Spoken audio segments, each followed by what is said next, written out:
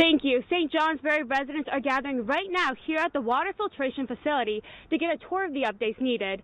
Yesterday, citizens visited the wastewater management plant, and their officials told me that these upgrades are necessary for the plant to continue aiding the community. Thanks, Tyler. As you can see, despite the weather going on outside, people are still flooding in.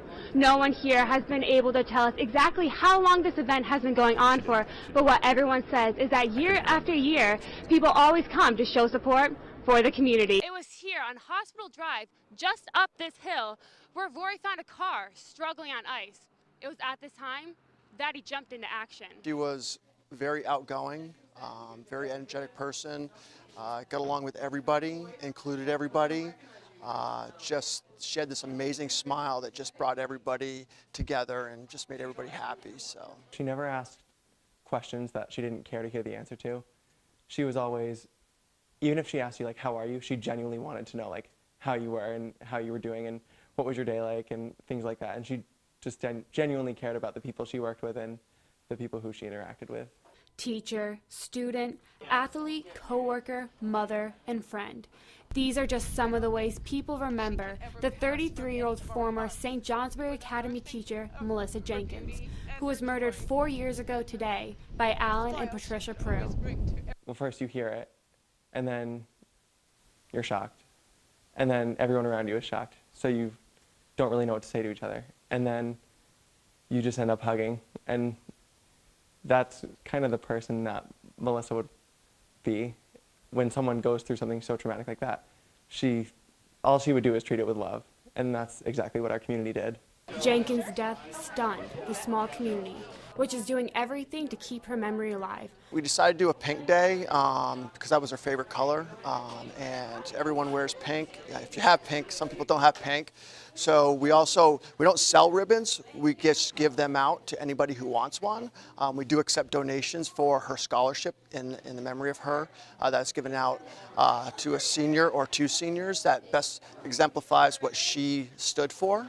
Defense attorney Allison Fulcher filed an appeal to the Supreme Court back in January of this year, asking for a retrial for Alan Prue, who was convicted back in October of 2014. But not everyone agrees with this appeal. One, he shouldn't be allowed to appeal and try to be free, but then at the same time, I don't think he should be breathing, be alive at all. So Jenkins is remembered by her favorite saying, "Love wins." And that is exactly what the community hopes happens in this case. Reporting for the Vermont Center for Community Journalism, I'm Kaitlyn Manktelow. I love sign language. So I'm telling everybody else, if I can do it, you can do it. Don't be afraid to do it. It's an amazing class. I love it. They learn fast. Oh, wow. Amazing. They learn quick. Shane Green teaches a free sign language class because he wants it to be open to everyone. You look at computer or you look at exercise, you look the price. It's crazy. And people, their desire and their economy is horrible. How they can afford to pay for class. Each person attending the class has their own reason for being there. I'm deaf in one ear and going to be eventually in my right ear. And the reason I'm here is to learn the sign language so that I can sign with people. Radiation to my brain, and I couldn't speak for almost 3 years. And I love sign language. I've done it for many, many years. And when not talking, I forget. Sign language is the third most common language in the United States. But for those who are deaf or hard of hearing, it can still be pretty lonely, which is why having someone to sign with can mean the world to them. You'll be surprised how I feel when I start talking inside. Oh, my lungs feel free. My heart feels powdery. I have free joy. I have no limit. Green, who is attending college this coming spring, promises to continue teaching this class when he returns. Reporting for the Vermont Center for Community Journalism, I'm Kaitlyn Manktelow in St. Johnsbury. 10-year-old Peggy Fisher has quickly become a well-known name after being chosen as the youngest competitor for this season of the Kids Baking Championship for the Food Network. Once my dad got home, I was actually baking, and my dad said, "Oh, by the way, Peggy, you're going to be on the Kids Baking Championship." So he sounded all casual, and I was like, okay. And then I finally realized that I was like, what? She was only baking on her own just mere months before the competition. It was pretty much all watching videos on how to bake and some of my mom.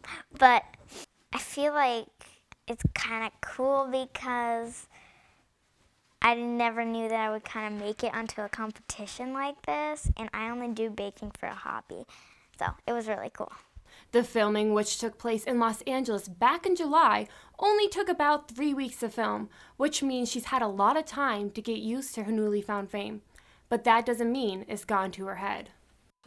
When I'm watching it, I feel like, did I really do that? Because, I don't know, it's just weird. The young star made it all the way to the top 4 before ultimately being voted off. But this hasn't stopped the local community from sharing their growing support. We wanted to stand behind Peggy, and we thought what she was doing was great. And once I found out, I thought it would be great to try to help support Peggy and just to put her name out there. She's a great role model for little kids, and she's doing great things, and her food is delicious. So for us, it was a no-brainer. Peggy brought us some cupcakes to sell for her, and she brought us 3 dozen cupcakes. I sold them within 4 hours. No matter what place Peggy got in the competition, it's clear she's #1 in the hearts of those in the community. Reporting for the Vermont Center for Community Journalism, I'm Kaitlyn Manktelow in St. Johnsbury. If you're 18 or older, the chances you've bought a lottery ticket at one point or another are pretty good. You're always hoping to cash in, but when you lose, where does the money go? News 7's Ryan Janot has the answer. And I'm Kaitlyn Manktelow. State police say Michael Glenn picked up a 21-year-old female at her house yesterday and took her to a sand pit on Route 302 West in Rygate. Glenn allegedly physically and sexually assaulted the woman before leaving her on the side of the road. He is currently at the St. Johnsbury Correctional Complex with bail set at $15,000. William Philgate was taken into custody after the St. Johnsbury police executed a search warrant at 68 Elm Street following complaints from Philgate's neighbors. Philgate was arraigned at Caledonia Court last Friday. A new poll out backs a belief that Hillary Clinton is a Democratic frontrunner. The NBC News Wall Street Journal national poll shows Clinton topping rival Bernie Sanders in the Democratic presidential race. Clinton has the support of 53% of likely Democratic primary voters, while Sanders has 44%. Age is a defining line between the two candidates, with 65% of those aged 50 and older siding with Clinton. Clinton also has a big lead among minorities and women in the polls. Selling ivory and rhinoceros horns may soon be restricted in the state of Vermont. A growing number of states have been restricting sales due to concerns of the slaughter of elephants and rhinoceroses. Animal activists are weary of the bill that is currently in the Senate out of fear it contains too large of a loophole. Antique dealers are also concerned that the bill may destroy the value of ivory. Big decisions are being made, including changes to staffing at the Danville School. Danville will not be voting on their school budget until May 17th. Teacher contracts will be still happening as scheduled in April of this year. The online coordinator position will be cut, and one of the special education teachers will be retiring, and the position will not be filled. The cut saves the school approximately $104,000. Danville's having some very productive conversations with Cabot and Twinfield and future relationships with them. So this is kind of a stumbling block, but we're going to get over it and keep moving forward. The next Danville School Board meeting is set for Wednesday, March 23rd at 6 p.m.